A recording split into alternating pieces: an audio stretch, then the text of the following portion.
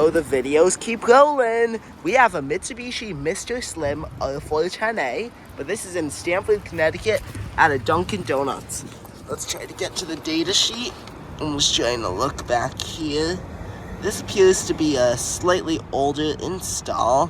1000, I think it's 2006, because it was installed by Hellas Air Temp. It's a pretty normal Mr. Slim, and right across the street they have like an old, I think a Luxair / Johnson Controls unit. You can see it has a PMRH fan motor, I think a Copeland's grill compressor, and I'll show you guys the interior unit. Here it is.